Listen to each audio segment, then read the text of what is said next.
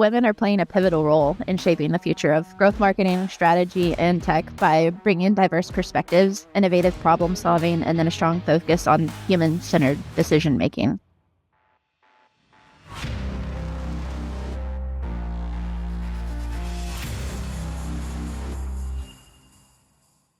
Welcome to the Women in Growth Marketing series. I'm Hannah Dudek, marketing specialist here at Chrometrics, and today I'm interviewing our Senior Manager of People and Culture, Taylor Miller. Thank you so much for being with us today, Taylor. Before we get started, can you tell us a little bit about yourself and your career so far?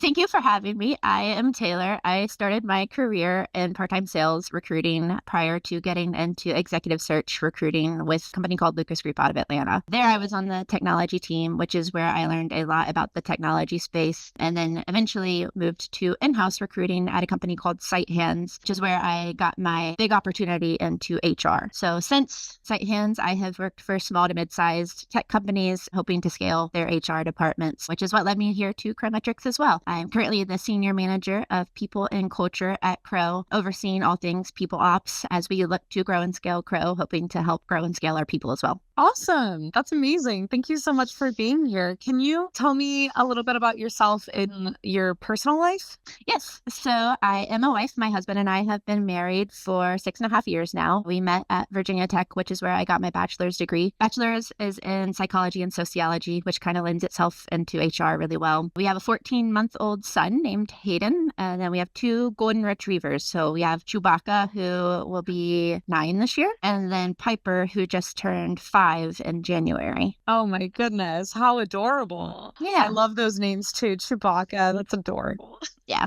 He's our OG Goldie. And then we live in Charlotte, North Carolina. We lived in Atlanta for a bit after college and then moved to Charlotte, where we have lived, I guess, for 5 years now. We moved into our house right before COVID. Yeah. Do you like it? Oh, we love it. We are within a mile of 7 or 8 breweries. So a lot of times what we'll do on the weekend is go out to the breweries with friends, let Hayden play around there as well. So love Charlotte. All good things to say. Yeah, I love that. I love that so much. I live in St. Louis. I don't know if we've had a chance to talk about that. Oh, no. But it's kind of similar. The neighborhood that I'm in, there's a lot of like cute little bars around and a lot of little shops to pop into, coffee shops, restaurants, all of that good stuff. And I think when you find an area that you really like, and especially what everything is within a short little bit away, it's always a good time. Yeah. Our pharmacy, our dentist, the grocery store, our doctors are all within a mile or 2 of our house. We could walk to all of them if we really wanted to. So it's been great. That's the dream, right? Yeah. Going back to your career, can you tell me about a defining moment in your career that shaped who you are today?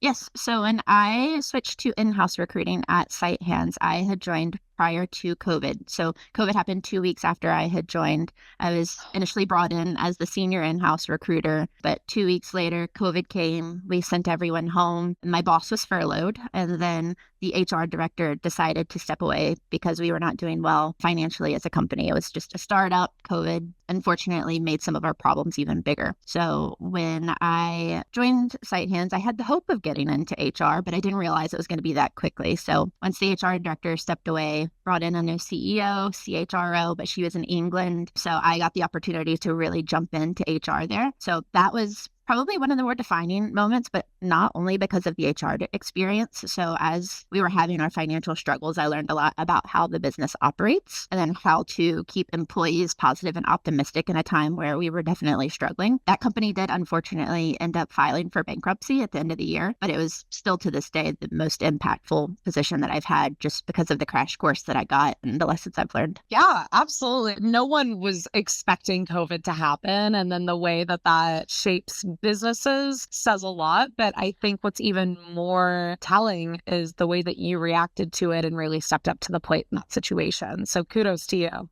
Yeah, thank you. Of course. Have you faced any unique challenges as a woman in this field? And if so, how did you overcome them? Honestly, I haven't. I've been really lucky to have some managers who have helped me grow in my career. I think I've always been very forward with my expectations for myself, and I've had the right managers to help me grow and get to where I want to go. I know that not everyone is as fortunate as I am, but I've had some really great managers through my career who have helped me grow in whatever ways I've wanted. I think that advocacy and that support is is really, really important. And being able to communicate with a leader in your field that has your back and can say, she is a great person to be remote. Like she's going to do her job. She's going to step up to the plate, and having that advocacy when you need it most is so important. Can you tell me about maybe a mentor or a strong support system that has helped you navigate tough situations, and how did that impact you?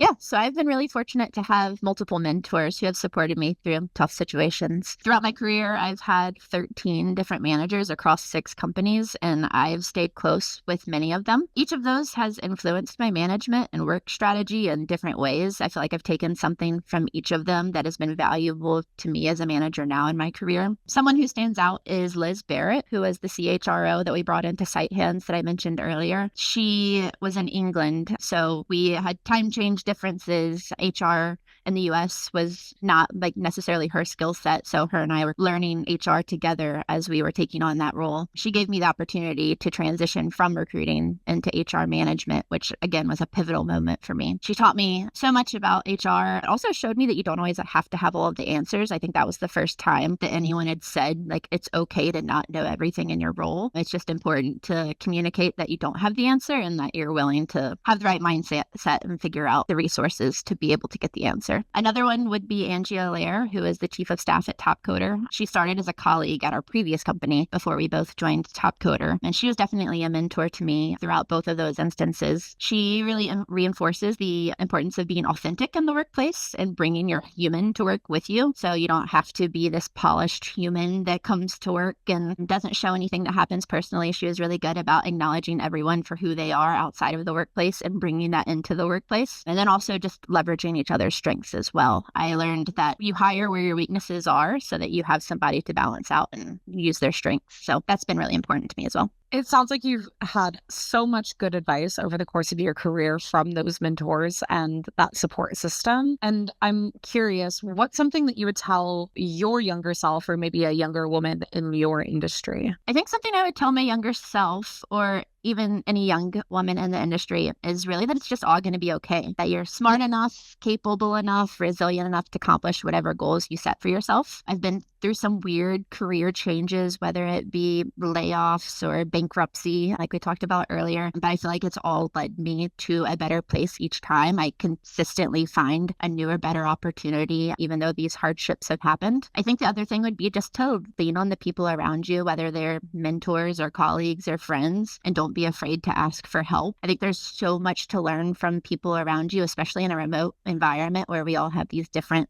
diverse perspectives and backgrounds. So staying curious and open to new experiences, because every challenge, every setback, and every success is shaping you into the leader you're meant to be. That's such a positive sentiment. Ask questions, show up as who you are, and, don't be afraid to be human, and don't be afraid to not know everything. I think that that's absolutely something every single one of us can relate to. And I think that that is great advice for someone young or starting out in any industry, honestly. Yeah, definitely. What are some strategies or habits that have helped you grow as a leader in your field? Yeah, so when I was first getting into management training, when I was with Lucas Group, one of the first things that we started with was the YouTube video from Simon Sinek on starting with why. And that's really about explaining the why behind everything that you are doing so that you can bring people along with you. So if I ask you to do something and I don't provide the why are you likely to do it, right? Like, you're not influenced, you're not motivated. But if I start with the why and how it can change what we're doing or elevate us, then that can help lead to change within the company, or really in any life decision you make. So I think that was been one of the strategies that I've implemented in all of my HR communication. I always think, like, am I messaging the why this is important, so that employees aren't just asked to complete their performance reviews or the engagement survey? Am I telling them the great things that can come from this if they are to do it, and why we're asking them? So that's something that I'm always thinking about day to day in my role in HR. That's such a great motivator, to be honest. I am a big person that also needs the why. I know not every single person needs the why, but I definitely do. Yeah. A little anecdote that I like to tell is one time I was taking a shower, a friend was over, and my spouse was downstairs doing some woodworking, and the chisel had slipped and it hit his hand. And so he needed to go to the emergency room. And so he comes out from the garage, he's knocking on the door. My friend answers the door. He's like, tell Hannah that she needs to drive me to the emergency room. I'm in the shower. My friend like knocks on the door. Hannah, Jake needs to go to the emergency room. And I'm like, why? Instead of like moving with haste, But explain to me why that's important. Yeah, I had shampoo in my hair. I was like, what's the timeline here? Like, is he having stomach problem? And and so once I found out he needed stitches, it motivated you to go, right? Yeah. It did. Having the why truly does motivate people to actually participate in things and to move towards the end goal as a team. And I think that it's really important to provide the why, especially if you're someone like me who apparently does gotta get Hannah out of the shower. That's why we're going to provide the why. Exactly. I think that that's really, really important stuff. And I think that you're so right to be able to be a leader in your field. It is important to explain to the people that you're trying to motivate the why behind everything. Yeah, definitely. Shifting gears a little bit here, what is something that you do to best support yourself during difficult moments or stressful weeks? Yeah. So one of the things I learned early on in remote work, especially, is you need to be able to disconnect, whatever that looks like for you. For me, when I first started working remotely, I was making sure I had a door on my office. And at the end of the day, I could close that door and disconnect from it so that it wasn't just hovering over me as the work that needed to be done. Work-life balance is incredibly important. I think we have the flexibility at Chrometrics that if we're getting stressed or we need a moment, we can go take a walk down the street and get some fresh air. So that's something that I really like about remote work as well. Another thing is just stressing or expressing to people that I am stressed or that I am having a difficult time. Allowing people into your thought process of what's going on can help de-stress you, but it can also help you to see that it's okay. Like if you're stressed out, people may offer to help. They may offer to give you more time on whatever it is, or they may help you to see that maybe you shouldn't be stressed about it. So just taking the time to disconnect, work-life balance, and then sharing how you're feeling with your people, your managers, to be able to work through that. Absolutely. I think the moment that you let other people into your world and into your thought process, you really give them the opportunity to kind of step up to the plate and help you out and say, hey, you don't have to carry all of this by yourself. I can take a little bit of that away from you and hopefully help you feel better about the situation. Yeah, exactly. How do you see women shaping the future of growth marketing strategy in tech? Yeah, so I think women are playing a pivotal role in shaping the future of growth marketing, strategy, and tech by bringing diverse perspectives, innovative problem solving, and then a strong focus on human-centered decision making. I feel like in growth marketing, women are leading the charge in the data-driven storytelling, using analytics to create strategies that not only drive business results, but also connect with audiences on a deeper level. Their ability to blend creativity with performance metrics is redefining how brands engage with their customers. And then I think on the strategy side, women are driving inclusive leadership and collaboration, ensuring that the business decisions consider diverse viewpoints, making companies more adaptive and then also resilient in ever-changing market. And then in tech specifically, I think women are just breaking barriers all around. They're leading product innovation, AI, and digital transformation while also advocating for more inclusive workplaces. And representation continues to grow. Women are reshaping the industry by mentoring future leaders, pushing for equity, and driving that diverse teams drive better results. The future for growth marketing, strategy, and tech is being shaped by bold, strategic, and innovative women. And I'm excited to see what it's like and how to be a part of it. I know, right? I think it's so inspiring to have women in those spaces and to see what they're creating. Yeah. No, definitely. I'm sure there's a lot of changes that we would like to see. And I'm curious, what changes would you like to see in the industry to better support women's career growth? One of the biggest changes I'd love to see in the industry is a stronger focus on equity, whether that be in job opportunities or pay equity. While progress has definitely been made, I think there's more visibility into it now. There's still a lot of work to do in ensuring that women have equal access to leadership roles, high impact projects, or even career advancement opportunities. On the flip side, pay transparency and accountability are critical. Companies need to take an active role in assessing and addressing pay gaps, ensuring compensation is fair and reflective of experience and contribution, not just negotiation skills when they're being brought onto the job. Beyond that, I think creating a more inclusive workplace culture where women feel empowered to speak up, take risks, and step into leadership will drive long-term change. Crow's feedback culture does a really great job of allowing women in this space specifically to speak up and voice their opinion. Mentorship, sponsorship and leadership development programs tailored to